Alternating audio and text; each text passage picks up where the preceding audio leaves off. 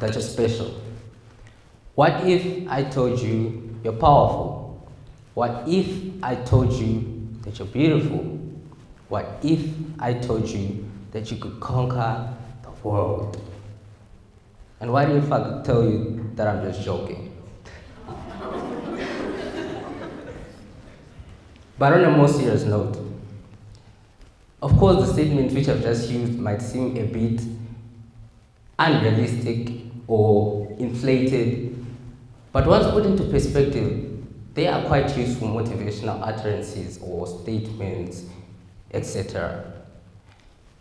In as much as these statements or any written or verbal rhetoric is used in the contemporary society, some people do conform to the call for action and some people do not. Some people are positively impacted and some people just aren't. This then raises the million-dollar question: what is the difference between those who are impacted and those that aren't? What constitutes the gap between those who choose to be impacted and those who don't? What bridges the gap? What bridges the gap? Such is the nature of questions we get in the face of several phenomena. You could ask me why others could speak better than others, why others could run faster than others, why other people seem more driven than others. Well, I say one of the most significant of the factors that bridge the gap is intrinsic motivation.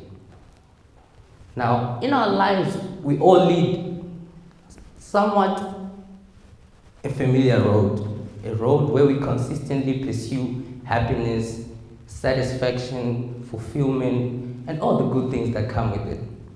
And in as much as the road to fulfillment and happiness might be a bit bumpy, we have common traits that we can all display in order to level it out and make it a bit easier. I say we can make the road to the pursuit to happiness a bit easier by adopting a new but not so new way of thinking and decision making when it comes to life's most pressing of issues.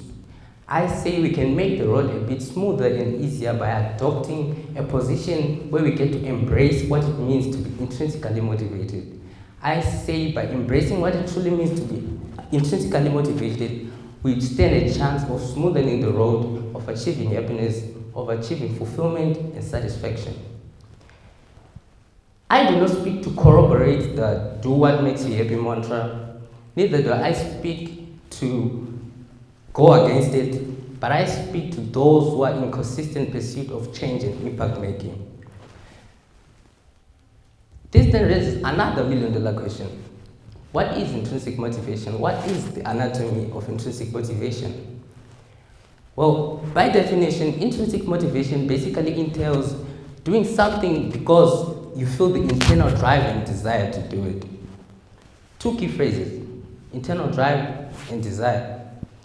By definition, intrinsic motivation entails that you do something not because it's cool or trendy, but because you genuinely feel the need and desire to do it.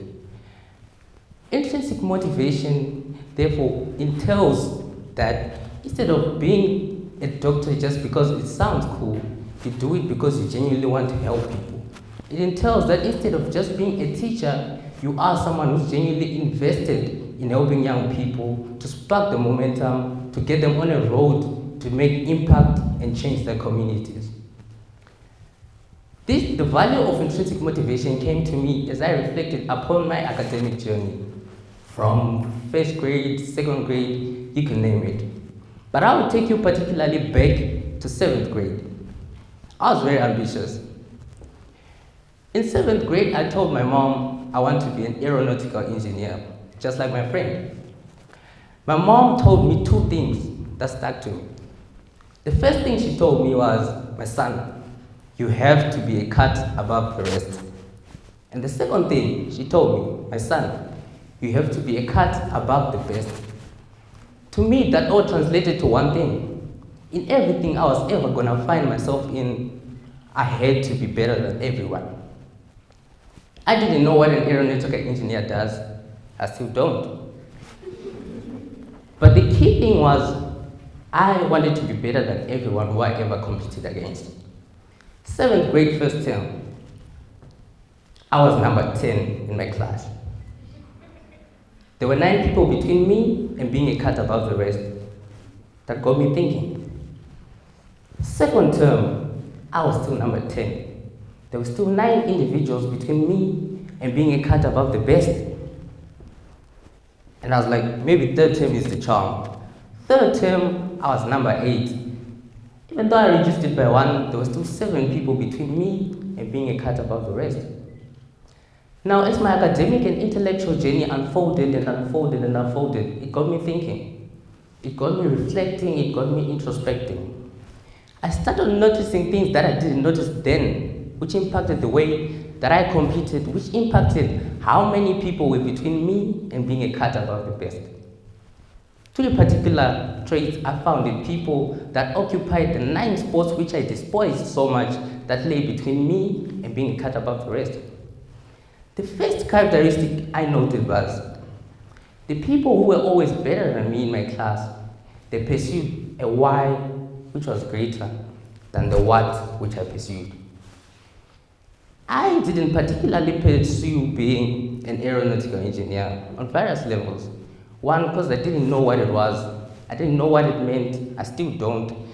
And at that time, I only knew that an aeronautical engineer, one, it sounds cool, and in my mind, that equated to more money, more fame, more fortune.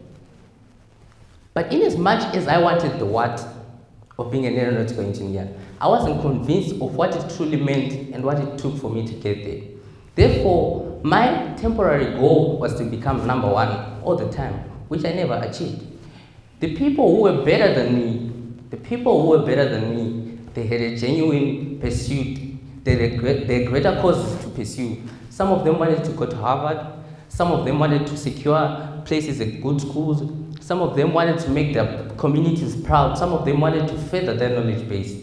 And as a result of that, they achieved better than me.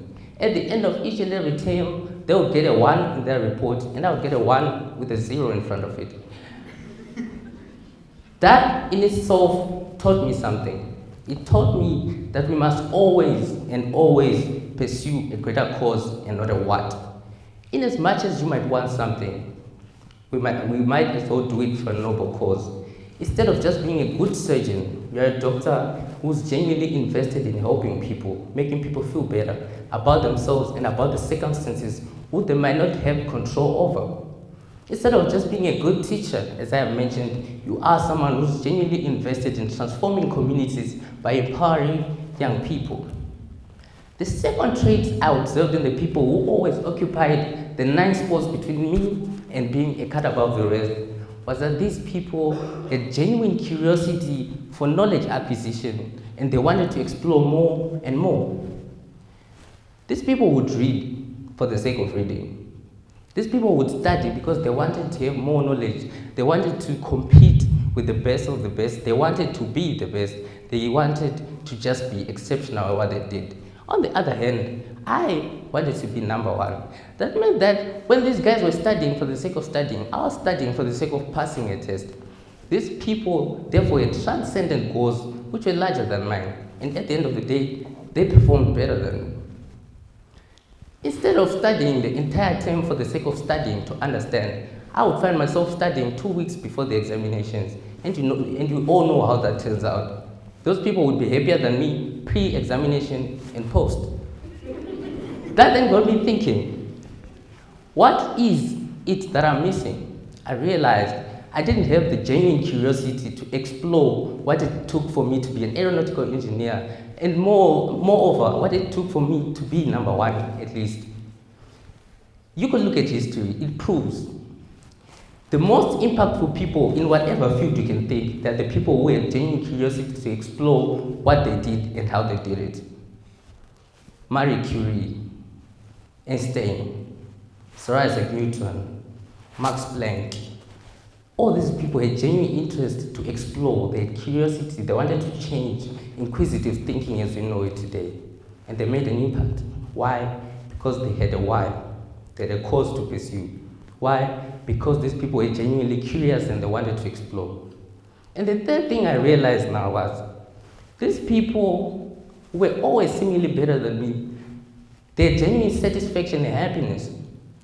As I was burning the midnight candle studying for examinations we will show in 2 weeks, these people would sleep at around 8.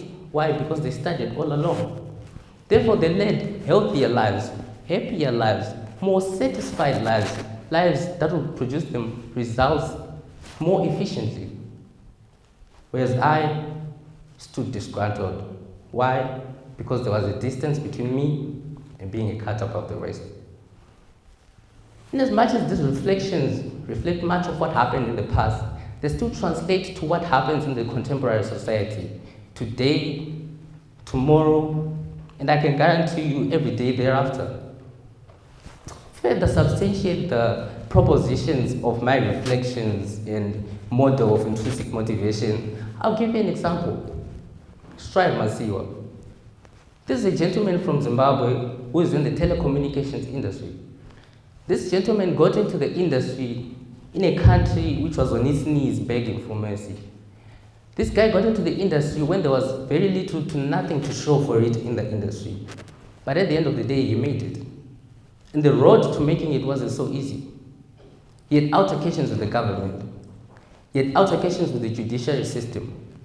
He had a legal battle which was so grueling, it lasted 5 good years.